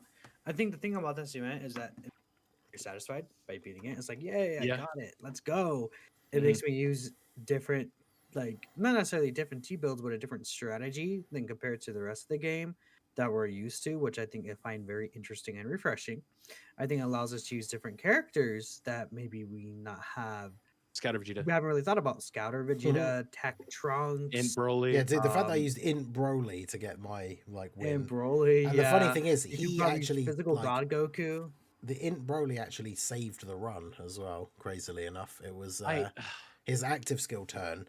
Super Saiyan 4 Gogeta didn't counter Daima Goku's super attack. So I genuinely thought I was going to lose because it was the final turn. And then because it was his active skill turn, Int Broly was doing like 100 million attack stat supers and killed Daima Goku. That's what I mean. It's like there's a bunch of these characters you could use, and you could actually, Tech Vegeta, someone in the chat said, you could actually, get a usage out that you may not have. If you don't enjoy the event, I get it. If you don't want to rate characters off the event, I get it too. I just think that it depends on if you like it or not. I'm not going to be like, oh, you have to like this event. No, there are downsides to it. It's a very long event. Some people don't have the patience or enjoy sitting down for 3 hours to do an event. And if you don't like it because of that, that's very valid. I'm not going to blame you for not liking it because of that. I personally don't mind, and I personally have a lot of fun. When I sit down to play a game, I guess the thing is that, like, I get what Bill said. This game is not really meant for you to sit down and play for a while. But at least when I personally sit down and play Dokkan, I like sit down and grind it out. This is still an event I can pretty much do when I'm watching something else or even eating or doing whatever, because it's not like I have to be touching the screen every single second. You just click the orbs, think about the turn just a little longer, even if you're doing else, then let the turn play out. I think something that could really benefit this event though is like I've seen 1 or 2 people ask about it, like a turn skipper or a super attack like skipper, where it's like, okay, you could just skip the turn and then you get to the end of the turn and you get to the next turn, just like how we could skip active skills. If that was a thing for this event, I think a lot of people actually turn around on it because you could just skip past the turn. Maybe you could still see how many super attacks your characters did based off of the super attack counters that we're able to see now. I think that was maybe one of the big issues about a turn skipper is that you wouldn't be able to see that before. Now you can, and it's like these animations are so long. Characters are doing so many additional attacks. I get it is generally kind of boring, right? Sitting through most of the fight. It's just Super Saiyan 4 Goku's ape. I was gonna bring something up about that. I was letting you finish. I feel like that's Super Saiyan 4 Goku, right? Well, it's not. It's when you lose. So he didn't do enough damage. You're like, oh, great, now I got to sit through this nonsense. Yeah, and I get that, right? It just makes you feel dissatisfied. At least the good thing is that if you don't like the event, you only have to get to stage 25 and you get Ultra Dragon Stone rewards. And realistically, it's the same with every other event in the game. You only have to beat it once to get all the rewards, which is a nice little bonus there. I just think that, a lot of people are over exaggerating, the situation, not that like, oh, I don't like this event, I like this event, but people are still talking about whether or not the event is good or bad, when at the end of the day, it's your own opinion. And if you don't like it, just like, I don't like it, I'm not going to play it. If you like it, you see people talk about it, you don't have to be like, oh, this event's so long and boring I on every single post, right? mhm. I think that people care too much about what other people are thinking about it. Me Yes. personally, I think there's a really good chance that we get an event similar to this in the future, but reworked, because I know a lot of people in the recent survey are going to be talking about likely like they Things didn't they like didn't this like. event, Yeah. and that this event will be part of it. I think that the turn counter is nice, but maybe make it 30 phases or something like that, right? Yeah. I think that'd be a little fair trade-off, or give us that turn skipper kind of thing where we're able to just skip through the turn if we want to as an option. It doesn't hurt to But if have you die, an yeah. extra If you option. die, you die. You just get hit with the game over, right? Like it's not. Yeah, or like imagine like that'd be funny to skip a turn and you're like, who died? What happened? Yeah. Um, Yeah, you could. So it's like Yeah. AGL UIs on the turn. You're like, it was UI. He didn't dodge, did he? yeah, and the thing So about whether or not this event matters, I do think that this event doesn't matter in the idea that we don't know if Amatsu is going to do the same thing or not. I bet you we could easily see Festival of Carnivals in the future, yeah, or this updated next Festival of year. LRs. Like they could update this every anniversary is what I'm Mhm. thinking that they're probably had in mind Mm. with each of the anniversary character, Tanabata and stuff like that. And then we get the same thing for the carnival version, Yellow Coin at Lars, every like worldwide kind of specific situation. Maybe over the time would be updated to be less long, less tedious for a lot of people.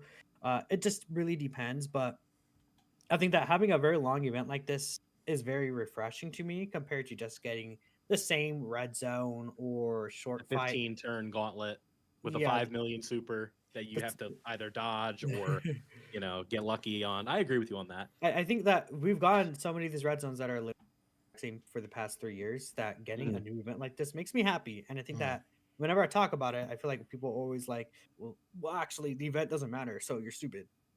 Okay, I I think, didn't ask you, right? yeah. But no, I think that's at the end of the day, I'm gonna rate units off it. You don't have to. I think it's a fun event. You don't have to think it's fun. And the thing is that whenever I talk about the event, like, oh, I think it matters, I think people take it so much to heart as if Mm. like, oh, you're telling me I have to rate the event and the event matters. No, just do Well, what you want. we Yeah. we live in a very comparison heavy like kind of culture, right? I guess this is kind of more of a philosophical outlook on it, right? Where if you say A, it means that you're implying that B is this. So it's like you just basketball, right? You say Jordan's the GOAT, that means you're saying LeBron sucks. You know what I mean? Yeah, Yeah. I It's get like what you mean. so and Um, it's also kind of like I wanted to bring this up where Minato, you're talking about how it's like, oh, I have to focus and think about the turn a little bit more. Which yes, I agree when you're talking about like these first phases, but it's the fact that you have to do that for 70 turns, 75 turns. I like that Where though. I yeah, think like that's me personally. It just yeah, depends on what you're looking for with the event. mhm, This is an event for the first time in forever that I generally had to think about what I'm doing like 100%. Like sit there for like a yes, minute or two and like be like, I have to do this, I have to do, or I have to do this Mm. yeah, because of the turn limit. And the thing, what one other funny thing I see about people talking about this is like people are like the event's too long, but then they're also saying the turn limiter sucks. Well, if there's no turn limiter, guess what? The event's going to be twice as long they just want to and going to be win. major easy. I It's just Mm. think because they lost. That's Yeah, what it that's the thing I is. was Like, saying is it's an interesting the way they designed the event because like I was saying about it's kind of the way all those factors come together that make it what it is. But like if you remove just one of those factors, then the event becomes like too easy, right? Because if you take the turn counter right. out, I feel like, and then some people obviously, like we said, you can make a mistake or you can get bad RNG with the super placement, especially against Vegio, right? Where he supers 3 times. You can have one in every slot and you might only have like 2 units on the rotation that can actually eat it. But most of the time, people are losing to the turn counter from what I've seen. So if you take that out, the event just becomes super easy and potentially, like Minato exactly. said, longer because you have no real reason to ever like for the first like section you can just keep the 10 years in their defense stacking stage until you get to like 6 million if you want, and then like just keep going from there, because everyone's going to stack so much that by the time you get to the end, like, no one on your team can die anyway. So The obviously, thing about the turn counters, that even though the earlier stages are kind of boring in the sense that they're not really hitting hard or have that much HP, it's the idea that you need to make sure that you're still going to kill. You can't hold back too much. You have to do a certain amount, which is what I like about the turn counter. That turns it from just a generic stacking event to something you have to actually think about, which why I thought the turn counter was a smart inclusion. I just think people are only mad at the turn counter because of how long the event is. Yes. Right. And I think that's fair. If you think the event's too long, I get it, right? Because, not everyone's going to have the time to sit down and play this event multiple times in a single day. And then if you lose, you're kind of like, well, I feel like I wasted 2.5 hours. No, I'm just I'm bored of Dokkan now. I'm gonna go do something else, right? So another thing is that even if they don't have the turn counters, you know what they're gonna add to these bosses? Stunning, sealing, locking, dodge disable. Dude, could you imagine getting 2.5 hours into the event and then like the boss locks your unit in slot 1 and supers them? Exactly. They were merciful. Like there was a level of mercy in the way that they designed this, right? Where, you just kind of, everything scales. Where like a 24 million super is really just like a 6 million super in normal content. I think something that someone in the chat said, having the turn counter in the final 3 phases is kind of dumb. They can one-shot you. I think, if they like remove the turn counter from like the Daima phase, the Daima phase has been the run ender. Yes. That's what I've kind of. That's what I've I got feel like to. the Daima phase should have been 4 turns, just like the year 10 phases. Yeah. That's the only thing I would change. Just giving that extra turn, I think, would be massive. Because I've had situations where I almost lost because, like, I transformed my Super Saiyan 4 Gogeta. He was on the second turn of the Daima phase, was already bad, but then there's no super attack. Yes, that's a nightmare, because it's almost like you almost need him to counter a super at some point in those 3 turns if you really want to like guarantee that you're going to do enough damage. Like it's but that's crazy. Where I'm like personally, I think that's low-key, these Dokkan kids, y'all are kind of coddled. Like back in the day where you weren't even certain if you would beat the event in the first place, like that feeling is back in this event, and it gives me like a huge wave of like, oh dude, excitement. Like, am I actually gonna do this or not? Depending on the turn, depending on you getting a counter. Like when it comes down to that stuff, that makes me personally excited. And I think a lot of people are just used to the norm, conforming to like, just like the usual stuff, right? Or I know if I bring this team in, I am going to beat it. If like, the thing is that people are, it's either going to be the game's too easy. Boomer talk. Maybe it is boomer talk, man. But like, you said that's like their back in fault, my day, right? You're like 10, dude. Dude, I'm okay. Chat age reveal. I'm like 23. Yeah, you're pushing 40. Oh no, guys. Okay, I'm actually 49 years old. Sorry to let you know now. But yeah, that's why the length factor though is another thing. Like again, it's all of it combined. But like that, I like that idea. Like Minato was saying, I do appreciate the like having to be a little bit more tactical and like, it's like keeping the phase counter in mind. So you're like, okay, who should I put in, like who needs the stacks more now, and like shall I like transform or like exchange one of the 10 years so that like he can get some offense this turn while the other one gets some defense, and then that makes sure I can kill the boss and stuff like that. Like I really like that aspect of it, and like the planning and kind of like strategizing within the turn, and like, but then it's again coming back to everything combined is you can get to that point where you get like 2 hours in, and then it's like you're on the 3rd turn against like Beast and he's still got half of his health, and it's like, well, I made a mistake an hour ago, and that means I'm now in a situation where I literally can't win, so that's the last like 2 hours out the window, like basically. I have an example of a run that got killed on some nonsense. So I had to, I just put it in the chat. Like, I don't think this was the same run, but on the no item run that I did, I got to like Goku on, I don't know, turn 60, turn 50 something.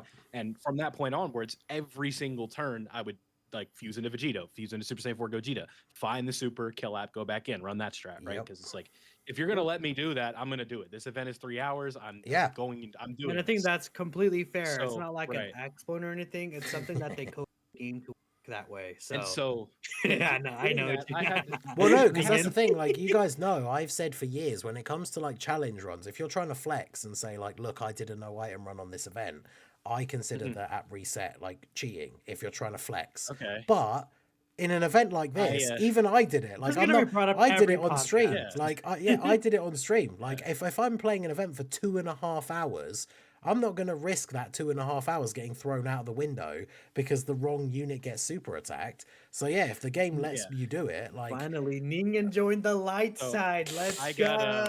got, I say, that's I how got- bad the event is. It forced me Yeah. into the Whoa, dark side of the app bad is reset, right? crazy. But yeah. but So, again, it Let's goes say back at least to bare minimum mediocre. it goes is back what to the I'll length accept. thing, right? Nah, Because but, again, like if you're doing a challenge run, like back when this whole meme started, right, with the app reset is cheating, like thing, is when it goes back to like if you're trying to do a no item run in Super Battle Road, it's like if you die, you just start again, and you wasted like 5-10 minutes. Whereas that's the whole point with this. It's like, once you get to that certain phase, you're just kind of checking where the super is like every time, because if you make a mistake and you die, then yeah, that's you've been playing the event for like 2.5 hours. It's not like you can just jump straight back in and then get right back to where you were like 10 minutes later, like you can with something like Super Battle Road and stuff, right? yeah. So that At that point, it seems almost stupid not to do it when you spent 2.5 hours Right. to get to that point, and you know that the boss is like, depending on the rotation that you have, if you've looked up the boss's stats and stuff, it's like, okay, well, I know for a fact that if this unit on this rotation is the one that gets supered, I lose, and that's my 2.5 hour run out of the window. Like, in that situation, it's like you'd be stupid not to do it if you value your time. If you've got loads of free time and you can just start again, then fair enough. But in that situation, like, I'm checking where that super is 100% of the time.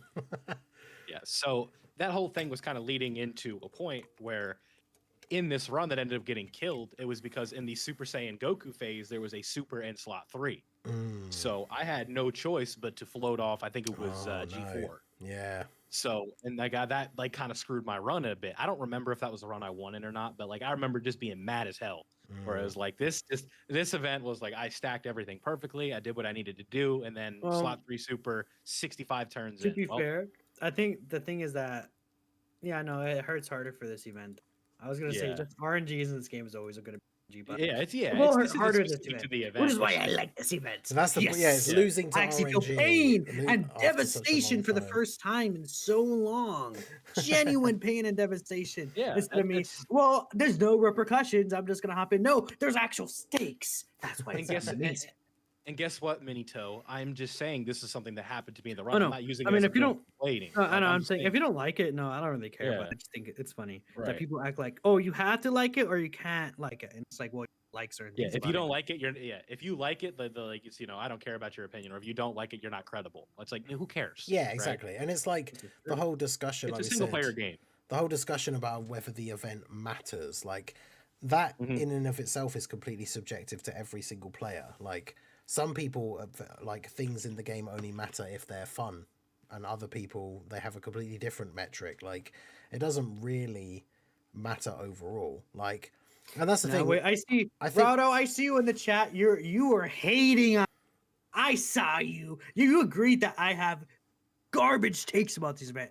And you know what, Raudo? I don't care that you broke your arm. Wait, what? I don't care that you broke your elbow. Yeah, something Your like elbow, my But, bad. that. Well, God, I had something and I lost it again because you're a little tirade. Anyways, I think it's about time we wrap up. And Naruto memeing. at this point, we're just This on and on about conversation's this yeah. topic. I mean, this conversation's fun. I don't know. I mean, Yeah, yeah, but about it's an this- event that certainly generated a lot of discussion in the community, right? Some people hate it, some people like it. I don't know if anyone does love it. Who knows? Minato loves it. It's fun. I wouldn't say I love it though. I love it. But yeah, it'll be interesting never to said see, like 6 months from now, how many new stacking units we've gotten and how much easier the event is. Because Right. that's the I other can't thing. wait. The fact that you I'm excited for tech cell, not tech cell, the new cell. We'll talk about later. Like, no, he's gonna not only is he gonna stack, he's gonna be like, all allies whose name includes cell, 10% attack and defense with each turn past with this character. But that'd be insane. And then guess what?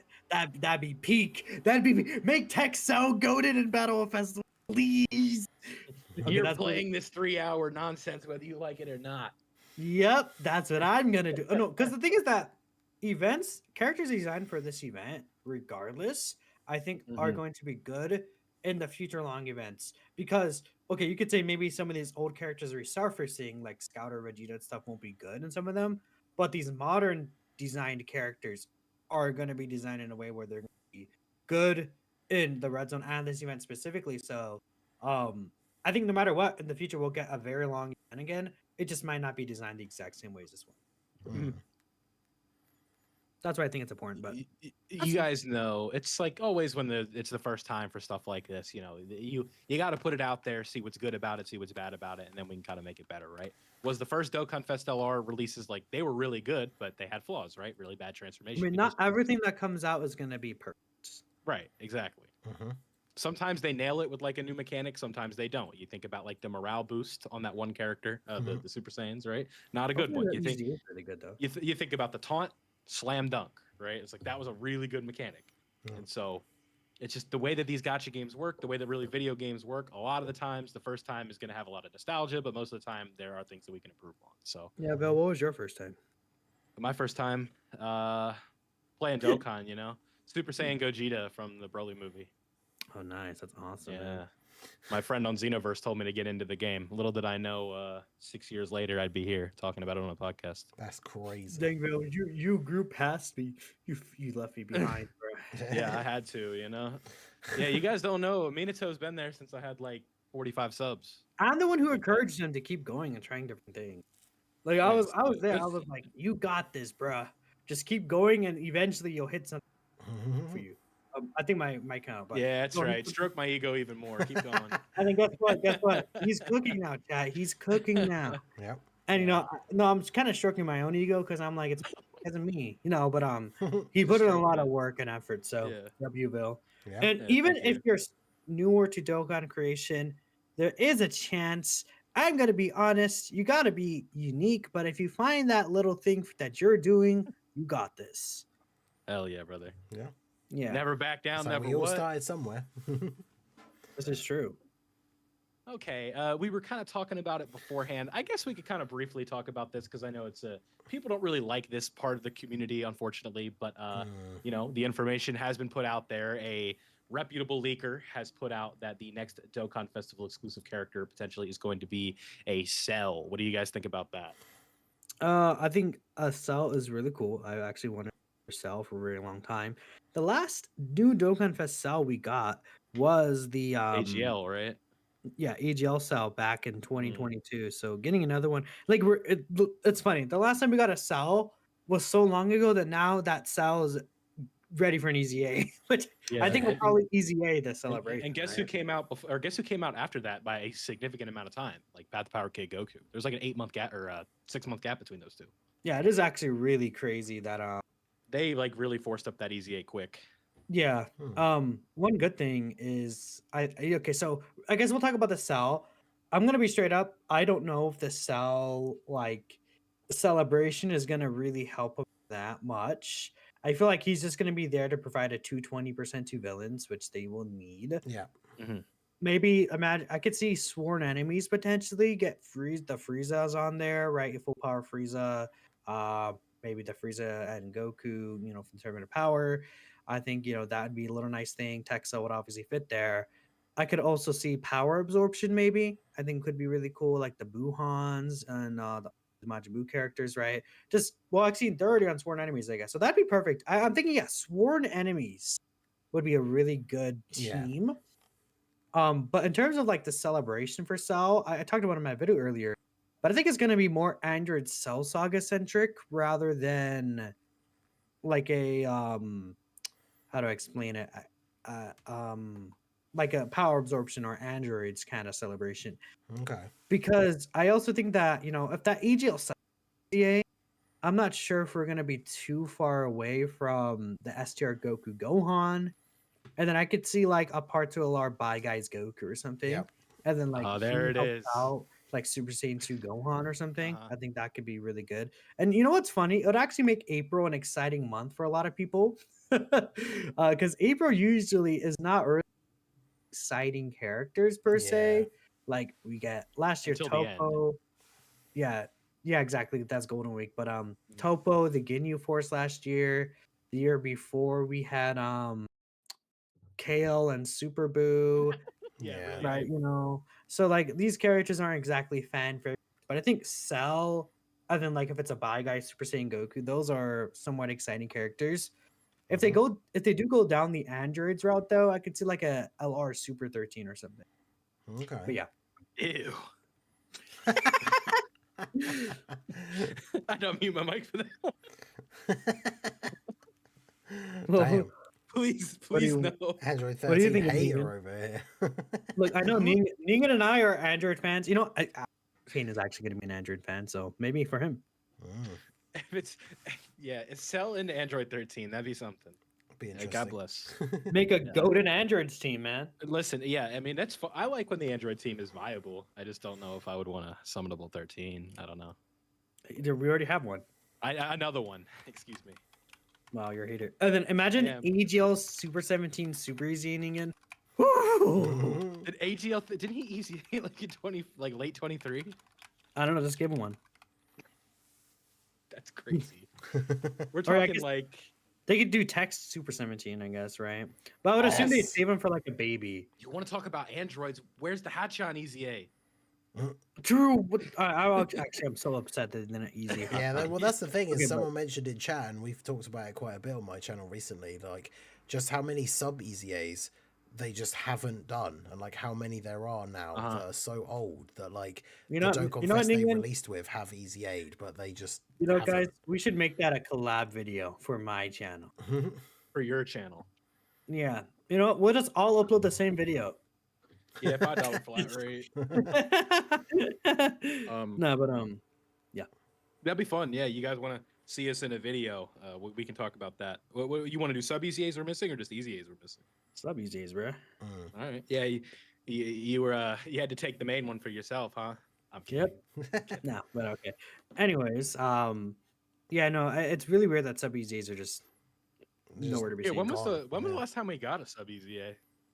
Oh, someone one I can mentioned remember it off the the other top of my head day. is, Like the Tech Go 10, I think. That's what I was gonna yeah, say. I was gonna Dokkan, say. right? Yeah. So, it's not like that far away. It's just like they randomly decide when they do it. It feels like they just aren't gonna do them during major celebrations anymore. Mhm. Except we got them for Tanabata, so I don't know. Maybe that's just a lie, but who knows? Yeah, because like looking at it right now, during the anniversary, I'm fine with that, right? Like we don't. Who wants to waste their time with the sub EZA when we've got a gajillion super EZAs, LR EZAs that are on par with like anniversary LRs and stuff like that. Like who's got time for like a banner unit sub EZA? But like right now, you're not going to get a better time to release Hachan than right now. Mm. Yeah, exactly. So I think it's very silly. Because you're not really tossing him on the androids team, if I'm not mistaken. Maybe you are. Doesn't he have some sort of Goku restriction? No, I mean, yeah, I'm kidding. Yeah, that's the thing. Like I'm that joking Goku, around. like some of those sub EZAs would have been useful for the characters that they released with, Yeah, right? Like so- the worldwide, right? If they'd EZA'd that Tech Krillin, it would have made the So- Goten and Trunks so much better. But We're just looking at a baseline of 50% DR if you're next to a Goku youth, so it has to be a youth Goku, which is fine. And then so maybe we up those numbers, we make the base 30, and then we make this like 40. So if you're next to a Goku, you just have 70% damage reduction. You don't touch his attack at all, and you just make him invincible, and it's fine. Mm. He wouldn't be good for Festival of Battles, but he'd be good for everything else. No, just literally make him stack defense, DG. That No, too. but That's- no, because next to Kid Goku with 88% action, how much would he take from like the 24? I'm actually curious now. Like with now you gotta Hakan? now you gotta math it up. So like let's say what was his defense level like 400k, like 440k? If you want the base stat right now, it's 11,828. No, I'm saying like Hachan in general. He's like 440k defense, right? Okay. Let's say that, and let's say okay, 25 mil, and then he's like a super attack enemy.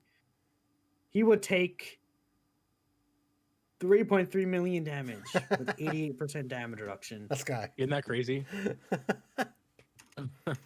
jeez, He Yeah, needs, that's 2025 power creep for you. yeah, Yep, he would need 3 million Wow. defense start of turn. So he would have to be a stacker. Actually, no, he would need 4 million defense start Rip. to live. Yeah, not Yeah. even to double digit it, right? Just to No, live. actually, 2 double digit yet. Sorry. Okay. He would need about like 3.2 mil defense to like third turn. Yeah, you see, now we're just getting out of control here. Slicer saying we need an Android 14 and 15 celebration. What are we talking True. Dokkan Fest 14, 15. That exchange in about? 13. Dokkan Fest, yeah. What's wrong? That'd be a fun banner unit, like an exchange banner unit. Banner unit? What are you talking about? Dokkan Fest. That can't be a Dokkan Fest. No. Why not? What's wrong with them? There's like 7 people who know which one is 14 and which one is 15. Are you like a I'm hater? not one of them. You don't know? 14's the short did. one, 13's the tall one. Okay, right? well, I'm No, sure I'll 14 and forget that 15. by the next Is it time I no try and remember. 14 is the guy with like the solid white skin. He's like the buff guy, and then 15 is the guy with the pimp hat. Oh no, I said 13, my dumbass. I was fucking up. Yeah, no, 14 is the tall one, 15. That's what I mean. Yeah, 15's got the he's got the drip on, and I'm pretty sure he like drinks out of a flask. Yeah. Yeah. So Look, I just think you guys are haters. Anyway, we're getting mega off about Cell. I just realized that. well, we're talking about the Android team. Like it's like that's kind of like what we would expect from him, right? Like make. But yeah, no, I think Cell's gonna come out and he's not I gonna gotta sneeze. help at all. Honestly, Mm. he's gonna release, get no help, and then it's gonna be like, oh, at least. I mean, the thing is that okay, if he leads like the sworn enemies team, which is kind of what I'm hoping for, honestly. Now that I really think about it, Yeah. he'll have full power Frieza. He'll have Tech Cell, STR Kid Buu, Ins Buhan, Tech Buhan, full power Frieza, Super Easy, still actually pretty. STR Kid decent. Buu. Yeah, STR Kid Buu. We can get again Tech Cell Super Easy's in there Is this already. Counter Vegeta Extreme? I don't really know how that would work, but He doesn't fit on their team though. what I don't even know what category you're talking about. I'll be Sworn honest. enemies. Okay, sworn enemies. Okay. I mean, yeah, we can get a bunch of things. Mm. You know, what if they easy Angel Golden Frieza for the celebration? Isn't he kind of tournament of power restricted? He is, Yeah. but he's not restricted to the team. He just has those, but like he does fit the team. Like I mean, it's been Shocking so Speed- long since I've. I can looked at see- that kit. Shocking Speed, Nightmare, First Battle. Some cells have Nightmare. Do they not? Like yeah. He yeah. There's not. I see what you mean. Yeah, he doesn't Some have cells anything in have the passive. some cells have nightmares, so like it could be Shocking Speed, Nightmare, First Battle. It could be some links there with the Tournament of Power Frieza. Yeah. Yeah, actually, that makes a lot of sense. The easy Yeah, to it's- COP Frieza, huh? If it's it's like a just turn- sworn yeah. enemy celebration, It's just TOP. That's really like the only link that is just like, okay, you're not really getting that. yeah. But like I think people have vastly Well, like I guess you him could not- run him with the Goku and Frieza. Yeah, exactly on that team. It could be like if it's like a sworn enemy celebration, that could be good. Oh, dude, imagine sworn enemy celebration. Yellow coin LR Kid Buu. Oh God. You know what you I mean, I knew So the way Max. you were talking. So like, Max was a yellow coin LR. Yeah, it was a one-off thing. Sometimes they get lucky and they do it right. Nah. But Yellow coin LR. That's what I want now. Yellow coin LR Buu. think about it. LR Kid Could Buu you with imagine pity. if that's how they why finally did Yeah, that's LR why- Kid Buu as a part 2 LR for Cell, just randomly would in love it. April.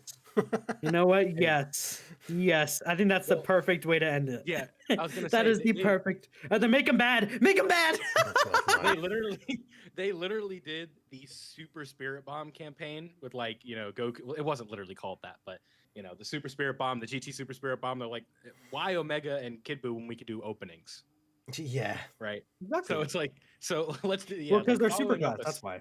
Right. Well, opening up with a cell, like, and then doing Kid Buu, that would be like the perfect fit because Okay, you but think I wouldn't about- want him to be bad, unironically. But like Yeah. Yeah. You just got to think back to it's like they've done a Buu to follow up a character that made no sense before. Like Kalen to Super Buu is the biggest head scratcher maybe ever. Hmm. Whereas like you have all these passive restrictions for Kalen, it's like, oh well, don't worry, we're getting Kefla here in 2 weeks. And like I got something for y'all. Let's do Kid Buu or Super Buu. Excuse me. Yeah. Yes. Yeah. So Ridiculous. yeah, still he does lead to an interesting prospect. Yeah. I mean, I was thinking, I have time. This is kind of just like real quick. I do have time for the trash take if you want to do it. sure. Yeah, just a little bit. Yeah. Okay. Okay. All right, cool. Okay, so we basically went over all of the main stuff in today's show. But now, obviously, we do have the fan favorite or the cast favorite here, the Mhm. trash takes. We are looking at one today that I think could be an interesting point of discussion. And this one is coming from Jaren or Pikmin Shenron, I believe is how you say that. And he is saying that there is a big difference between underwhelming and bad. Super Saiyan 3, Daima Vegeta, and the Namek Goku EZA were not bad, but they were underwhelming. An actual bad unit would be Physical Raditz. We shouldn't automatically assume a unit is bad because they didn't meet unrealistic expectations. I'll kind of open this up right away. Namek Goku had mammoth expectations for good reason. He was a, marquee release. Oh, sorry, Jaren. Excuse me. But Namek Goku being a worldwide download celebration character and having being a fan favorite and stuff like that, you got to meet those expectations, right? Because we had monster expectations for the 7 years, and look what we got, right? So when you kind of cut this back to Namek Goku, it's like, Yeah, I mean, go on. I think the thing is, it's like I think it depends on the level of expectation. Like, I don't necessarily think that expectations for Namek Goku and Frieza were necessarily that they're going to be the best units in the game with their EZA, on a sort of 7-year level. But I think it kind of comes down to what the expectation level for these characters should be. Because Anniversary, we obviously saw a fairly significant level of power creep. So it's the units that are getting EZAs during the Anniversary, ideally they should be able to perform very well in the Anniversary content. And I guess one of the things that is kind of funny about that is that a lot of people thought Namek Goku was very underwhelming. When he initially got the EZA, he wasn't super good in the Formidable Foes event, for example, because he's not designed for a short event. But then, of course, it's kind of funny that the Festival of Battles event came out, which I guess technically is Anniversary content, right? And he's one of the few units that is very, very good in that event. So it's kind of interesting. I think that Namek Goku maybe was getting a little bit overhated. I definitely don't think he's terrible. But he obviously wasn't as good as we would have liked him to be. Full Power Frieza is probably a little bit better. But I guess, with Goku, it's not as bad because there are so many Gokus and so many options on the teams that he's on. But yeah, I mean, he's not great. He's not what we would have wanted. And I think it is a shame to see them do EZAs on the level of the 7-year LRs in the same celebration, right? Because then it's well, why did they have to hold back on the Namek ones as much? They could have made them slightly better and they still wouldn't have been as good as the 7 years, but then they would have maybe been, received a little bit better. And again, Daima Vegeta, I know Minato mentioned it earlier when we briefly talked about him. I don't think he's as bad as some people make out. Certain content, especially using a Rainbow Friend, certain content that I've done, he can be perfectly fine in slot 1 all the way through the event. And then obviously when you get to some of the actual hardest hitting bosses from the Anniversary content, then he is not as good.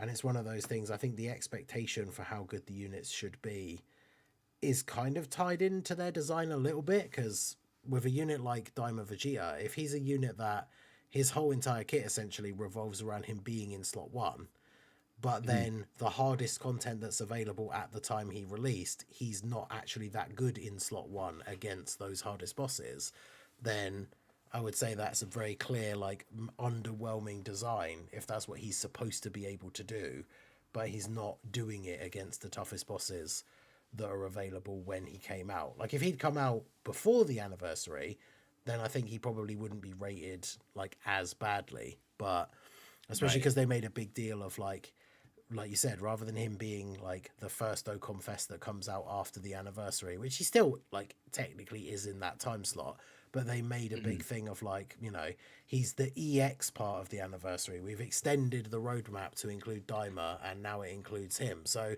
really, based on their own marketing, you would have to call Daima Vegeta, he is an Anniversary unit, and he's just very underwhelming in comparison to the stuff that came out at the end of the Anniversary, or the Anniversary as a whole. But I guess the point of the take, I do very much agree that there is a difference between underwhelming and bad, right? Like that Diamond Vegeta, he's not the best, but I wouldn't say he's bad. The physical Raditz is a good example because he was just straight up terrible, like even on release. I think to this day he's probably still considered, like in terms of the meta he released in, probably like the worst Dokkan Fest on release, maybe. He's like top 3 at least, I don't know. But yeah, I would say that I Diamond Vegeta agree. or Raditz? Raditz. Oh, Raditz, yeah, definitely one. I was like confused. So, I think her take is valid, right? In terms of maybe people automatically swinging is bad because they didn't meet unrealistic expectations, but that really depends on the person, like and what they expect from the game. Like you could say that, oh, I think this is unrealistic, but then a huge group of people could think that it is a fair take, right? So saying something is unrealistic, like as a blanket statement, that really does depends. I think if it's a thing, maybe, oh, you're mad because I think at the time the hardest fights when Namigo came out were battle hard formidable foes. And when we're using the character, it's like, okay, in the actual challenging fights that are coming out that they're kind of throwing at us, they're giving us these characters, but they're not good there. So what are we going to think of the unit? They're not really that great right now. And then, eventually we got some of these long fights, even some of the red zone fights, Namigoku could look a lot better in. And it's like, okay, things come around about it, right? And I think that's fair to get like a outer look at it.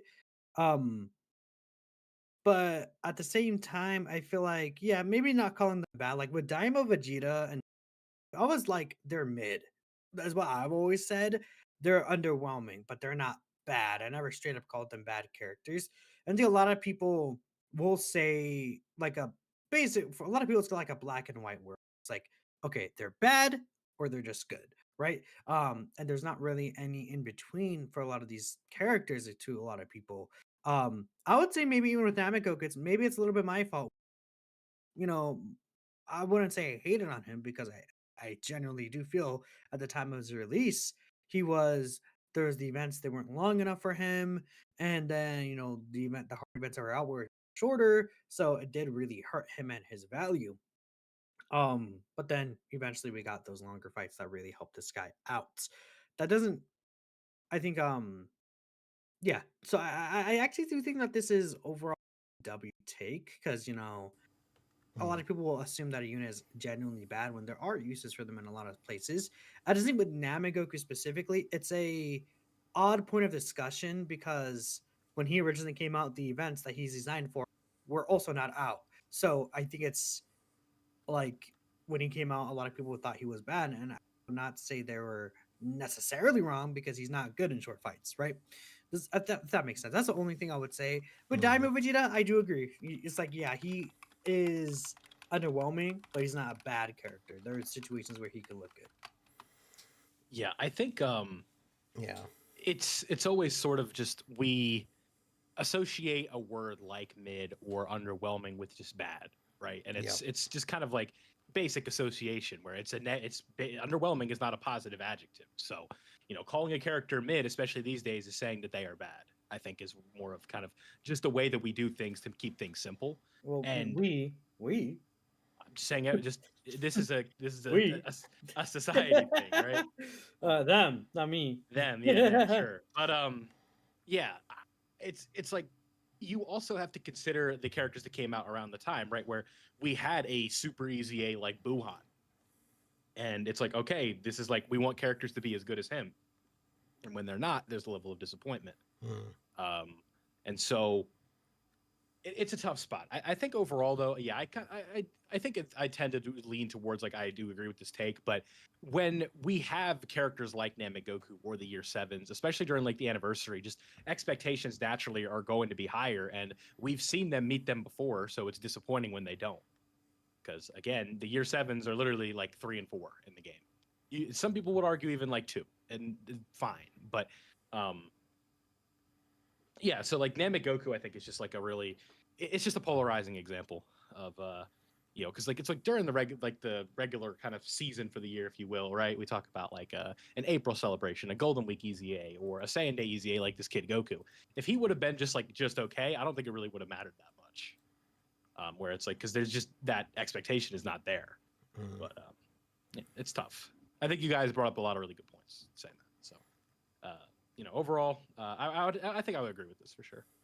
Yeah, I think again it just comes down to like what the level of expectation should be for certain characters, and it is for Dokkan Fest LRs, especially if they were like worldwide celebration headliners. It's kind of like it's like the number 2 celebration of the year, right? It's the only one that's like it's the next step down from the anniversary.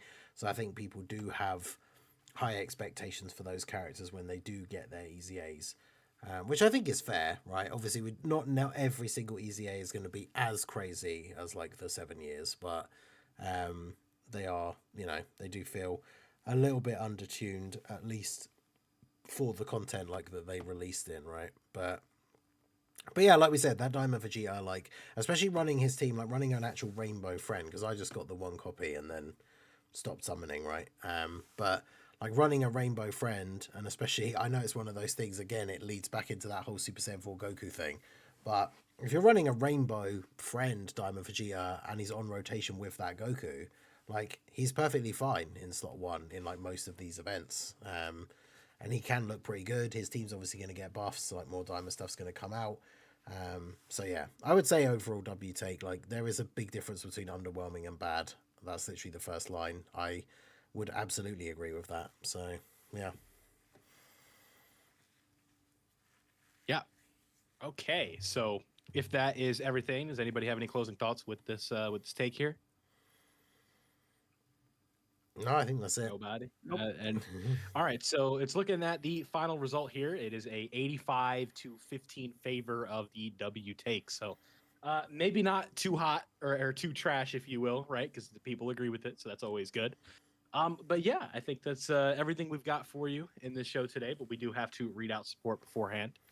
So obviously that is not on my end. That is for Ningen. So Ningen, if you'd like to take that one over, go ahead. Yeah, it's all right. We got just the one for the evening. We got the super chat from Mega Nice, our single summon menace. I can't even tell. I feel like this is just a meme comment. I'm trying to. It's got so many Margin Boo, Ku, and Do. What does this sound like? Budokai. Boo is Boo. Do is Do. Ku is Kai. Budokai is for Tenkaichi Budokai. Stages in OG Dragon Ball have demonic figures, and if zoomed in, they show you losing the game. Oh, okay, so that is literally all it was. It just started off trying to confuse me with the Martian name sounding like Budokai, but then it just turned into a "you lost the game" meme. So there you go. Shout Mega Nice continuing to be a menace, but yeah, we appreciate the support. You see this guy getting like 2 Kid Gokus off of single summons. Absolutely outrageous. God bless. That's awesome. But we do have a super chat as well come here in from Daniel Rodriguez. With the $5, it says they could be cheeky and EZA the Gammas with the new Cell celebration. No, I mean, that would be wild. I think they would wait. Okay, my idea for 11th anniversary is tag Beast Gohan Orange Piccolo. Ooh. And then tag Gammas. That'd be good. And then we get the original superhero characters EZAs, just all 4 of them. So the Gammas, then the New Year's Piccolo and Gohan. Yeah, that would be really good. That's my idea for maybe it could be for like 11th anniversary, and then maybe the other part could be whatever. Honestly, that's what I'm genuinely thinking though. Okay. Yeah, I think reversible exchange would be fun with that. It's like I'll always take more of those characters. Just the ability to add as many categories as possible to these to these units. Yeah. It's really fun seeing like that Goku and Frieza because without the reverse exchange, that's a character that has like 6 categories, and then they decide to do the reversible exchange. They literally have like 26 or something. Yeah. So it's the more of those, the merrier. Just more options for team building is better. Yeah. Yeah. There's so many like join forces type characters that could be redone as reversible exchange and just be so much better now with like the options for teams. Goku and Hit, Goku and Piccolo. The different types of beings, right? Where it's like Hit and Goku. Obviously, Hit's not a Saiyan, so yeah, Piccolo and Gohan, all that kind of stuff. Right? Yeah. Super good. Yeah. Yep. All right. I like that idea though. Easying the gammas, I'd be cool with that. But yeah, I think we should probably wait on. Yeah, it probably Kid is a Goku little is bit just, early, but yeah, it would be crazy. It's an example of like they just kind of had to force it a bit. Where it's like, yeah, we gotta, Dragon Ball Saga, slim pickings here. All these characters are in the World Tournament. Yeah. So, we gotta do what we gotta do. Yeah. Alrighty. So, anything else today, gentlemen? No, I think that is it for everything that's been going on. So yeah, sounds good. All right, so the next time we talk to you, we'll have to figure that out. But hopefully we have some more fun stuff to talk about. Obviously with the Cell potential celebration coming up, obviously with the summonable Android 13 that these two want, we'll have to see how that's going to look. But hopefully you guys did enjoy today's show. We appreciate you all making it out here. We know it's been a while since the last time that we talked to you, but thank you all for the support today and hope you have a good rest of your day. And we'll see you all in the next one. Peace out. Peace out.